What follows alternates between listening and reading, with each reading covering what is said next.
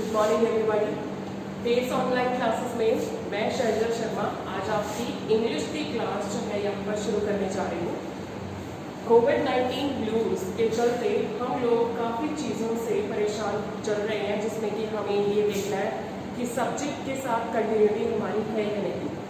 आप लोग यहाँ पर मैथ्स के लिए, रीजनिंग के लिए जीएस के क्लासेस देख चुके हैं।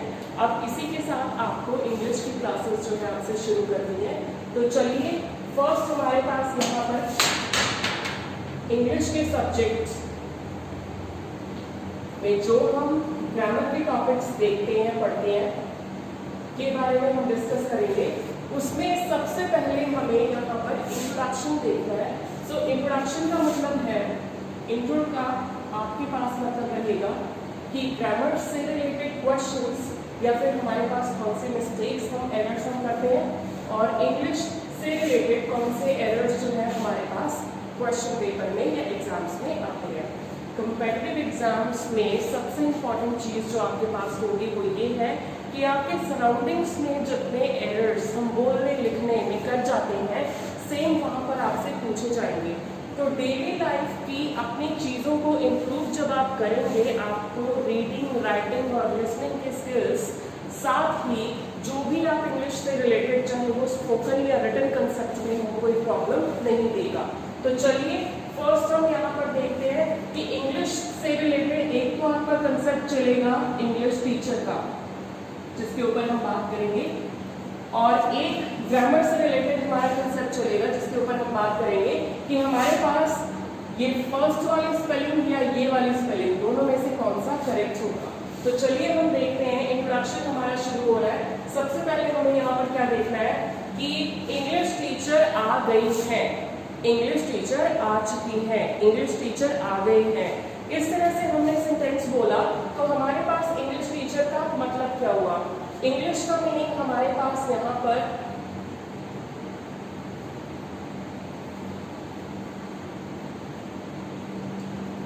इंग्लिश का मतलब हमारे पास दोनों में से क्या, और साथ में आपका यहाँ टीचर हो जाएगा। अब यहाँ हमने क्या एक कंसेप्ट नोट किया हुआ है, जिसमें हम कहते हैं कि नाउन और उससे एकदम पहले लगने वाला वर्ड जो है वो एडजेक्टिव कहा जाएगा। सो जो नाउन से पहले लगने वाला एडजेक्टिव वर्ड होता है, सो आपका नाउन जो है टीचर हो गया। टीचर एक नाउन आपके पास आ गया। अब यहाँ एडजेक्टिव हमें लिखना है, सो टीचर से पहले आपने यहाँ अपना सब्जेक्ट यानी इंग्लिश मेंशन कर दिया। अब वो टीचर जो है अंग्रेजी का टीचर नहीं, वो अंग्रेज टीचर या अंग्रेज अध्यापक होगा। तो आपको यहाँ ये वाला रूल मिलेगा, जो कि एब्सोल्युटली गलत है। आपको क्या करना है कि ये हमें लिखना है। अब इसे लिखने के लिए करेक्ट वर्जन क्या है, आप टीचर पर जोर दीजिए, आप टीचर यानी अध्यापक पर जोर दीजिए।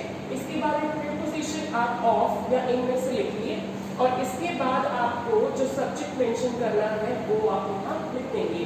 सो टीचर ऑफ इंग्लिश या टीचर इन इंग्लिश जो है वो सही वर्जन होगा, रादर देन हम यहाँ पर लिखें कि इंग्लिश टीचर बताया या लिखा जाए। इसी के साथ जब आप टीचर ऑफ या इन लिखते हैं तो कौन कौन सी लैंग्वेजेस और सही आपको लिखनी है, वो हो जाएंगी पर्शियन, टीचर ऑफ या इन, इसके बाद स्पेनिश, टीचर ऑफ या इन, इसके बाद फ्रेंच। इस तरह से आप लिख पाएंगे।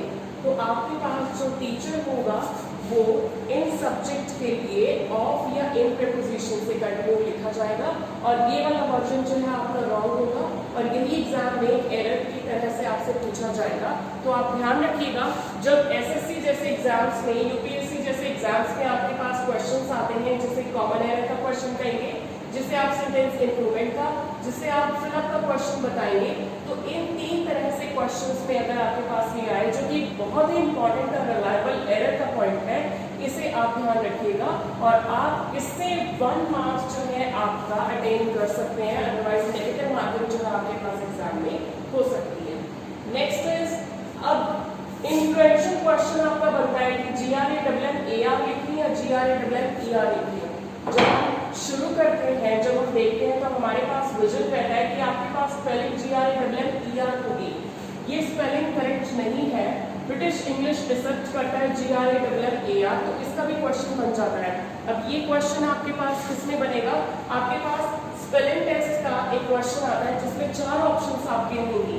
मोस्ट प्रोबेबली फर्स्ट ऑप्शन आपके पास रहेगी जिसे आप सबसे ज्यादा सोचते लिखते ही जानते या बताते हैं, जिसमें कि ER इंक्लूड हो जाएगा। सेकंड या थर्ड नंबर पर आपके पास GRAMMAR की ऑप्शन आएगी और एक ऑप्शन आपके पास कोई और रह सकती है। तो एग्जामिनर ने भी आपके लिए पॉइंट या क्वेश्चन इस तरह से सेट किया है कि आप अपना क्वेश्चन थोड़ा सा सोचकर अगर कर रहे हैं करेक्ट करेंगे, और अगर नहीं सोच पा रहे हैं तो वो क्वेश्चन आपका थोड़ा गलत हो सकता है। तो आप ध्यान रखिएगा कि ये वाली स्पेलिंग आपकी करेक्ट होगी और ये वाली स्पेलिंग जो है रॉन्ग मानी जाती है, ये एरर का पॉइंट बन सकता है। चलिए, इसके बाद हमें अपने टॉपिक्स कुछ यहाँ पर लिखने हैं जिसमें कि हम पार्ट्स ऑफ स्पीच के बारे में मेंशन करेंगे। तो पार्ट्स ऑफ स्पीच में हमारे पास टोटल 8 पार्ट्स हैं।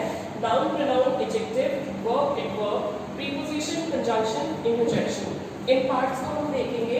अब जब हम ग्रामर पढ़ेंगे तो उसमें हमें कहा जाता है कि आप पार्ट्स ऑफ स्पीच कर लीजिए, आपकी ग्रामर जो है कंप्लीट हो जाएगी या आपको इंग्लिश आ जाएगी।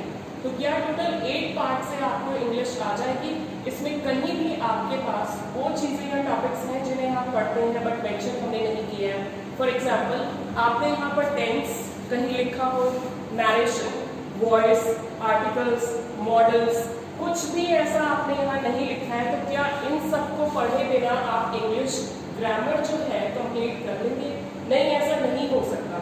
तो चलिए हम इन्हीं से अपने उन टॉपिक्स को डिराइव करेंगे और हमें पता चलेगा कि हम उन्हें इंग्लिश के किस सेक्शन या पार्ट में पढ़ते हैं। फर्स्ट इज, आपने यहाँ पर वर्ब देखा। वर्ब एक ऐसा टॉपिक है जो कि सिचुएशन या टाइम के अकॉर्डिंग आपको बताता है कि सेंटेंस प्रेजेंट में होगा, पास्ट में होगा या फ्यूचर में होगा। जब आपने वर्ब्स को पढ़ा तो वर्ब्स में आपने प्राइमरी हेल्पिंग वर्ब्स पढ़ी जो आपके पास is, am, are, was, were, has, had, do, does, did, ये सब ही आ गई। जब आपने ये यूज सीख लिया तो आपने कहा कि टाइम के अकॉर्डिंग कुछ ऐसा सीखा या बताया जाए जो हमारे पास सेंटेंसेस को बनाने में हेल्प कर सके। तो जब आपने इन वर्ब्स को सीख लिया, आपने क्या देखा कि ग्रीक लैंग्वेज में एक वर्ड जिसे टेम्पर्स बोला जाता है से इंग्लिश लैंग्वेज में हमने टेंस का एक टॉपिक तैयार किया। अब टेंस का टॉपिक आपके पास प्रेजेंट, पास्ट और फ्यूचर, इन 3 टेंस को जो है तैयार कराएगा और आपने इन्हें वर्ब की हेल्प से किया। लेकिन कैसे? जब आपने वर्ब को अप्लाई किया है इन टॉपिक्स के लिए, टेंस के टॉपिक को बताने के लिए, तो वो एप्लीकेबल होने के बाद जो है एक नया टॉपिक तैयार हुआ। जब आपने टेंस कर लिया तो आपने सेंटेंसेस बनाने के बाद यहाँ पर देखा कि किसी भी सेंटेंस को बनाने, बोलने या लिखने के 2 तरीके हो सकते हैं, जिसमें कि आपको कहा जाएगा फर्स्ट वन यहाँ पर एक्टिव वॉइस और सेकंड वन यहाँ पर पैसिव वॉइस। किसी भी सेंटेंस को लिखा या बोला 2 तरीकों से जा सकता है। First one is active, second one is passive. तो अगर आप ये दोनों करेंगे, आपको टेंस की हेल्प से ये 2 सेंटेंसेस बनाने में हेल्प मिलेगी। अब जब आपने देखा कि वर्ब से अप्लाई करके आपने टेंस बनाया, तो टेंस से अप्लाई करके ऑब्वियसली वर्ब से ही हेल्प लेके, डायरेक्ट इनडायरेक्ट हेल्प लेके आपने वर्ब से ही एक नया टॉपिक प्रिपेयर किया है, तैयार किया है, वो आपका हो गया वॉइस का। इसके बाद आपने क्या देखा?